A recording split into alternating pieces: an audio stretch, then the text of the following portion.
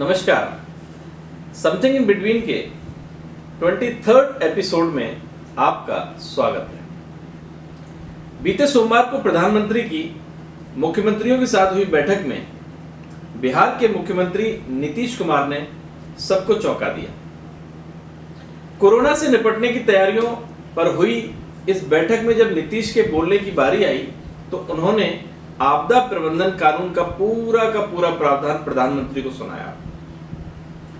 नीतीश का प्रधानमंत्री से सवाल था कि जब इस कानून में नागरिकों और वाहनों की आवाजाही पर प्रतिबंध है तब ऐसी स्थिति में कोई राज्य दूसरे राज्य से छात्रों मजदूरों को कैसे बुला सकता है। नीतीश ने यह भी कहा कि ऐसी स्थिति से बचने के लिए केंद्र को एक समान नीति बनानी चाहिए। सवाल है कि नीतीश ने ऐसा क्यों किया, अपनी बात रखने के लिए इसी मौके को क्यों चुना। यह भी कि नीतीश इसके जरिए आखिर किसको और किस तरह का सियासी संदेश देना चाहते थे। हालांकि बिहार के मुख्यमंत्री के इस कदम से यह तो साफ हो ही गया कि वह लॉकडाउन के दौरान पहले दिल्ली से मजदूर बुलाने और इसके बाद कोटा से छात्र बुलाने के फैसले के कारण उत्तर प्रदेश की योगी सरकार से बेहद खफा है। चूंकि उनकी प्रधानमंत्री और गृह मंत्री के समक्ष आपत्ति जताने के बावजूद योगी सरकार ने अपने कदम पीछे नहीं खींचे, इसलिए नीतीश ने अपनी बात रखने के लिए उस मंच को चुना जहां प्रधानमंत्री, गृह मंत्री और उत्तर प्रदेश के मुख्यमंत्री तीनों मौजूद थे। बिहार में इसी साल 5 महीने बाद विधानसभा चुनाव है। कोरोना की दस्तक से पहले राज्य में सत्तारूढ़ जदयू भाजपा की स्थिति बेहद मजबूत मानी जा रही थी। विपक्ष खासतौर पर राजद में बिखराव से नीतीश की सियासी राह बेहद आसान कर दी थी। हालांकि कोरोना की दस्तक के साथ ही नीतीश की सियासी परेशानी बढ़ती चली गई। खास तौर पर लॉकडाउन के दौरान उत्तर प्रदेश के मुख्यमंत्री योगी आदित्यनाथ के फैसले ने बिहार में विपक्ष को नीतीश पर हमला बोलने का बड़ा मौका दिया। नीतीश चाहते थे कि केंद्र सरकार उत्तर प्रदेश सरकार को मजदूरों छात्रों को दूसरे प्रदेशों से लाने जैसे फैसला करने से रोके। इस आशय के अनुरोध के बावजूद जब स्थिति नहीं बदली तो नीतीश अचानक हमलावर हो गए। दरअसल मार्च महीने के अंतिम हफ्ते में योगी ने जब दिल्ली से मजदूर वापस बुलाए तब नीतीश की अपने राज्य में किरकिरी होनी शुरू हो गई। विपक्ष ने नीतीश पर राज्य के बाहर फंसे प्रवासी मजदूरों के प्रति संवेदनहीन होने का आरोप लगाया। उनके विरोध के बाद हालांकि ये सिलसिला रुक गया, मगर इसी बीच उत्तर प्रदेश सरकार कोटा में फंसे छात्रों को ले आई। योगी सरकार के इस फैसले से नीतीश एक बार फिर से चौतरफा आलोचनाओं से घिर गए।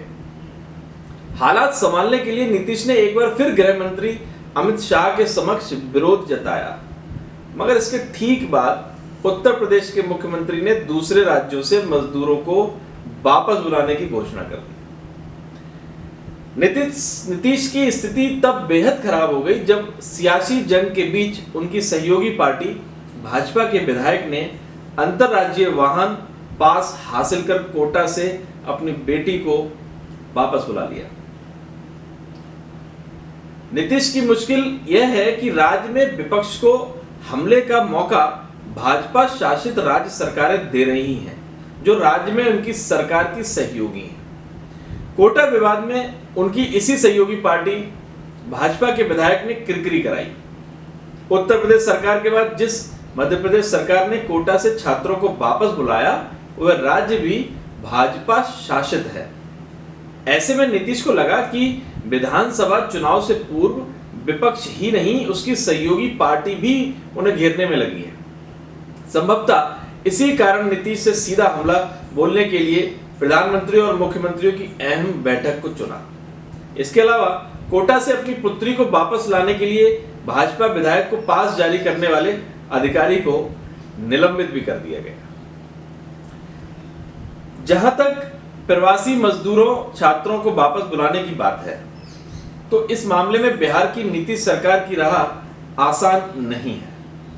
संक्रमण का खतरा बढ़ना भी एक बड़ा कारण है, मगर मुख्य कारण इतनी बड़ी संख्या में मजदूरों को लाने की व्यवस्था करना और इसके लिए संसाधन को जुटाना। जाहिर तौर पर राज्य सरकार के पास आर्थिक संसाधन की बेहद कमी है। वर्तमान में राज्य के करीब 25 लाख प्रवासी मजदूर दूसरे राज्यों में हैं।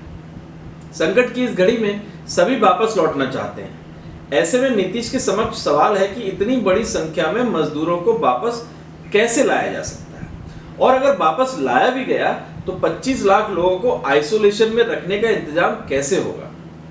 जाहिर तौर पर नीतीश के सामने फिलहाल इस समस्या से बाहर आने का कोई विकल्प नहीं है। अब लॉकडाउन के पैमाने पर नीतीश का तर्क सही हो सकता है। वह ठीक कह रहे हैं कि लॉकडाउन का अर्थ जो जहां है वहीं बना रहे। यह भी ठीक है कि बड़ी संख्या में लोगों के एक राज्य से दूसरे राज्य में आवागमन से कोरोना संक्रमण का खतरा और बढ़ जाएगा, मगर राजनीति तर्क से ज्यादा धारणा पर चलती है। सत्ता बनाने बिगाड़ने में धारणा ही सबसे महत्वपूर्ण भूमिका अदा करती है। बिहार में विपक्ष नीतीश के खिलाफ ऐसी धारणा बनाने में जुटा है। विपक्ष चाहता है कि नीतीश की धारणा अपने नागरिकों के प्रति असंवेदनशील नेता के रूप में बने। धारणा बनाने और बिगाड़ने के इस खेल में विपक्ष को जाने अनजाने नीतीश के सहयोगी दल का साथ मिल रहा है। नीतीश ने इस मुद्दे को सीधे पीएम के समक्ष सार्वजनिक रूप से उठाकर और अपने राज्य के विधायक को वाहन पास जारी करने वाले अधिकारी को निलंबित कर जवाबी मोर्चा खोलने का साफ संदेश दिया है। देखना दिलचस्प होगा कि विधानसभा चुनाव से पहले नीतीश धारणा के इस चक्रव्यूह से कैसे पार पाएंगे।